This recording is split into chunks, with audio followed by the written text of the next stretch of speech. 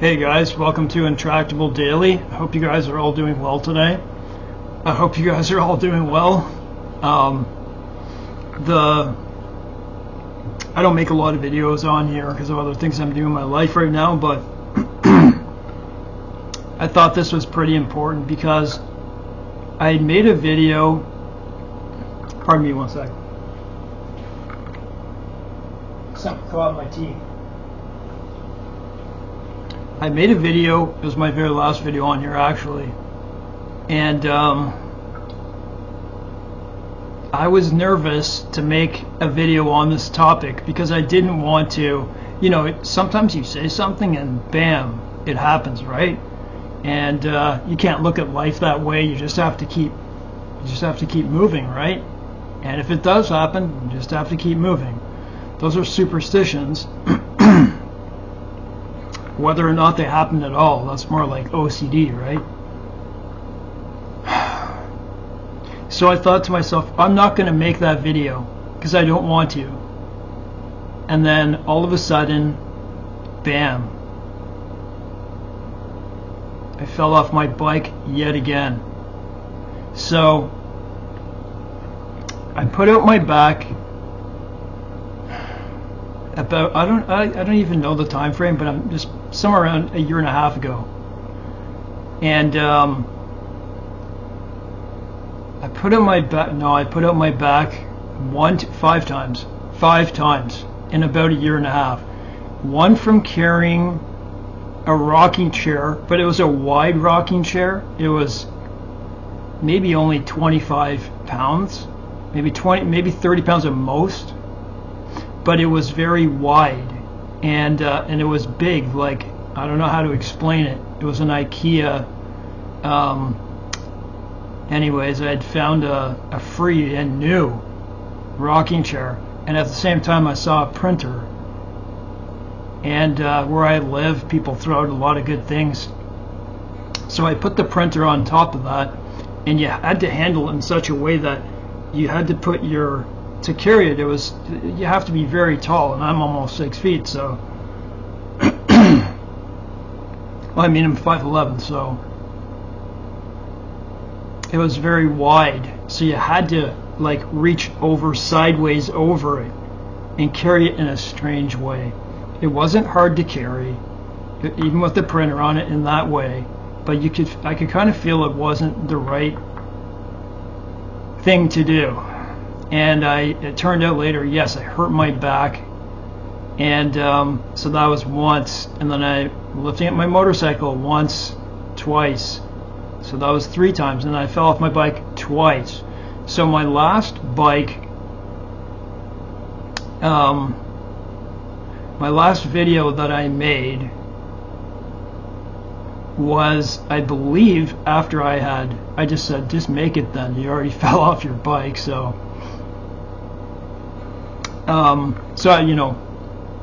There's a lot of snow where I am, and it was like, a consistency of like, it was very slippery. It was like powder snow, and it was very slippery underneath, but it wasn't black ice, but almost. And one time, the first time I fell over my bike on my right side onto my shoulder, I have a brachial plexus on the shoulder. I had one, but it never heals. As you can see, my right shoulder is smaller than my left because of neurological damage. I've actually never said that in a video, but so I fell on that side, and then and it's still painful, eh? This time I fell on my left. Both times in a snowbank. And the last time was in a bigger snowbank, but it was still the same force. It felt like, you fell from, like, it wasn't a big snowbank. Like I fell down quite a bit first, and then hit myself. So, what do? Like, things don't come on right away, and for me, they didn't. Both times they didn't come on right away. Like, I didn't know. Both times I was literally 5 minutes from starting work, volunteering in a volunteering in a nursing home, and so I'd just fallen off. You get there and you're like, I just kind of want to get this over with today and go home because I want to know what happened. And a lot of the time when you hurt yourself like that, what happens is it has a delayed response. And for me, a delayed response of these 5 different times one of them was 2 days. So the next day I didn't feel anything. I thought, okay, good. In any case, when it starts to come up, it really, really hurts.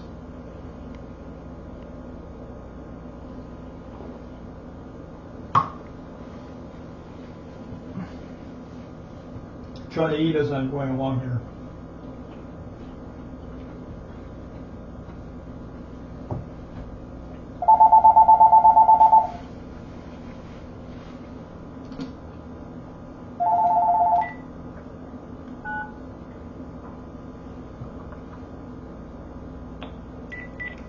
In any case,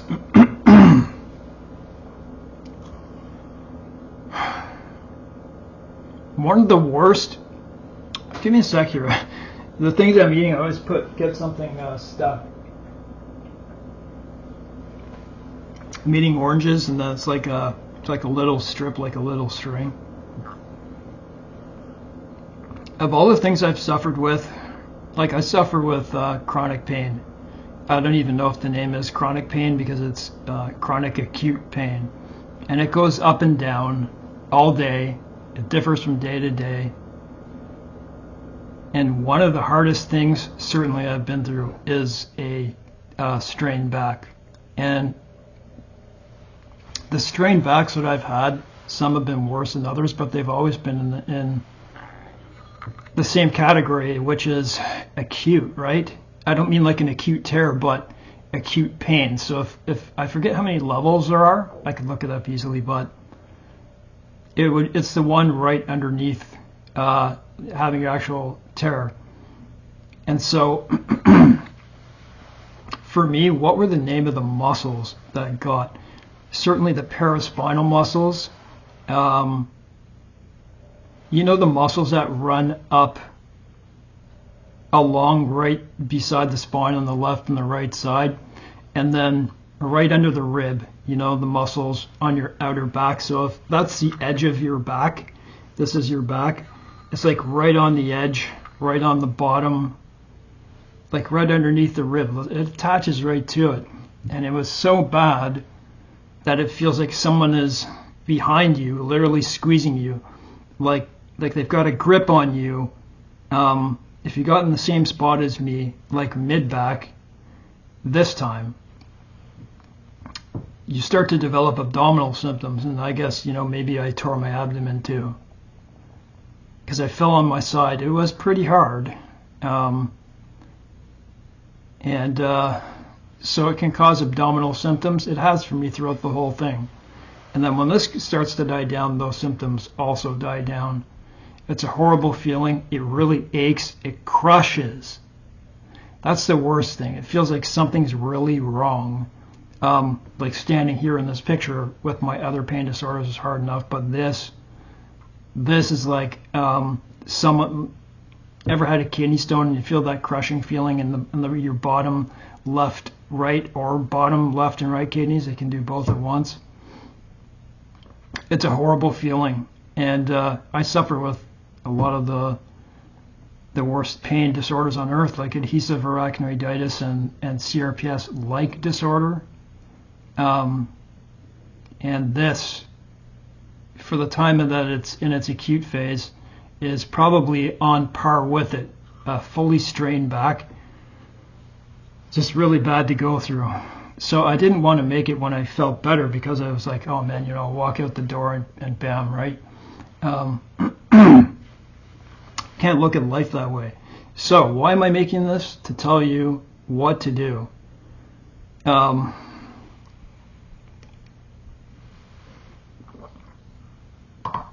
I have a lot to do in my life. I have school, work.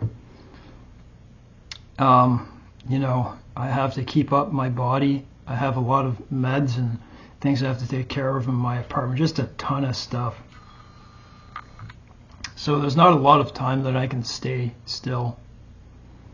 And I don't like to stay still with my pain anyways. I always believe it's good to be on the move. But of course, when you're like this, you need times of rest, right?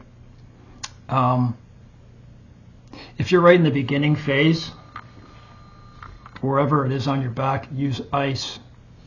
And I'm not sure for the exact reasoning, but they say not to ice it to shock your muscle too much.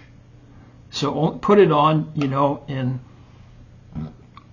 like you can do repetition with ice and then heat, ice and then heat. And you do the ice and the heat for, well, let's take a look and see.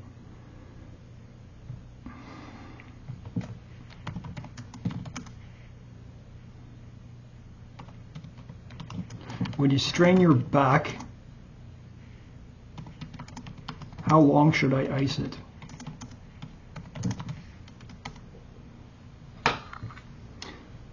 For a back strain, apply ice for 10 to 20 minutes at a time, several times a day. So you could do it just like 3 or 4 times. Just make sure you get ice on it, you know. I'm sure you can put it on longer than that, but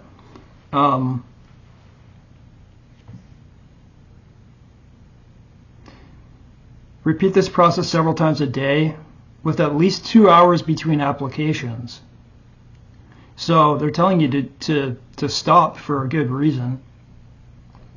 It says to place a thin towel or cloth between the ice pack to prevent skin damage. I put water in. I put water in a big Ziploc bag and then I ice that way. You know, I put it in the freezer and then use it that way. Or a bag of corn or a bag of vegetables, you know, mixed vegetables. And then, so consider the heat after 24 to 72 hours. Man, I would put on heat pretty quickly, but consider heat after the initial period of inflammation. You can switch to heat therapy and relax muscles and increase blood flow. Apply the heat for 15 to 20 minutes at a time, several times a day. You know, you're going to be in so much pain that you're going to want to. So, yeah, make sure you rest, but not to the point where you're at in inactivity. And then there's, you know, I don't want to give people, you know, take Tylenol, take ibuprofen, but I'm not going to say anything more than that. My first tears, so these last 2 tears from falling off my bike, I was almost going to take that off, but that would have stopped the video, were not as bad. And I knew they weren't as bad, but they still felt as bad pain-wise. Like I knew they wouldn't last as long, but they still felt as bad. And, you know, I did a little ice. I didn't do too much ice because I knew I would recover. And I was right at the point of getting back into my push-ups and everything, and then bam, this happened. You know, you could try to be careful and stuff like that, but, you know, I am a very active person and I do take risks, but I use this. I said in my last video, a TENS machine. A TENS machine helps, you know, when it shocks and it does all those, you know, when it does all those things that you do. And I have difficulty speaking, just in case you don't know, and a lot of abdominal pain in these videos. It promotes healing in your nerves. Like it shocks your nerves to promote growth. So I think that's pretty self-explanatory. So just give me a sec. I got to get out of this picture right now because it's very hard to stand in it with abdominal pain.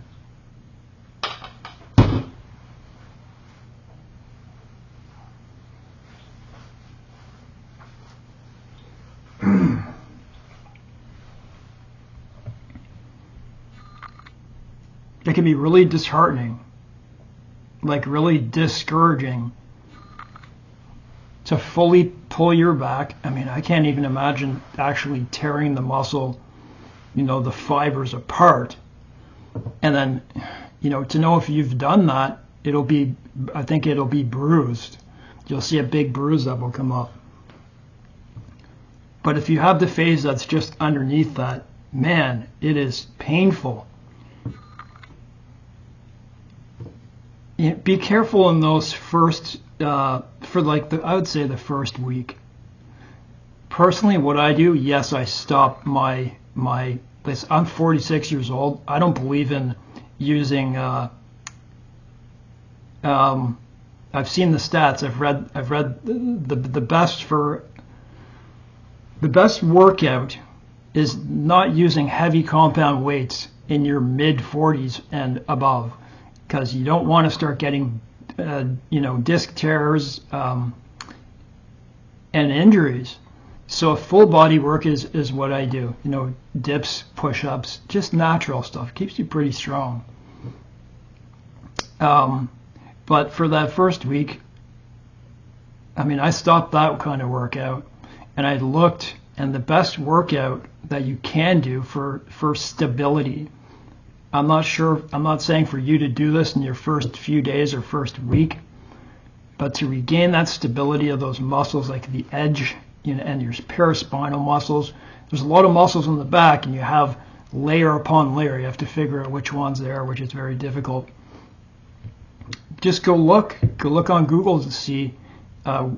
Just type up in Google, what type of exercises can I do for a strained back, for a strained upper back, for a strained mid back, for a strained lower back, or for a full back pull, which was my first one. It was the above, middle, and below. That was a nightmare. Keep doing these exercises. There's stability. Like, you get on your knees, you put a hand out, and you put a leg out. Like, you put your left arm out, you put your right leg out, and you sit there for 10 seconds. You switch to the other side, 10 seconds, and you start building stability. And for someone like me, it's very hard because I need that strength. I wanted to do those push-ups and dips and curls and compound weights. Like, I just used 10 pounds for my shoulders just to do this, just to get my body going. Push-ups really help my shoulders, but in any case, you're going to have to go through these strengthening exercises until you start feeling better. Don't hurt yourself. Don't become disheartened at what you're facing. Just do like that type of exercise. I forget the name of it, but just keep doing those. Don't do things that are going to hurt your back, or you're going to have extra days piled onto it. When it starts feeling better, like say it starts feeling better, I wake up and I feel better. Don't get into push-ups yet. So I would wait about a week of feeling good. And then say you do 50 push-ups a day. I would do maybe 10 to start off with, or even less. Because that very day you're going to know, and especially the next day you're going to know if that did something to you. If it didn't, you build off that way. And that's what I've been doing. So I hope that helps you. I know that can sound complicated, but it really isn't.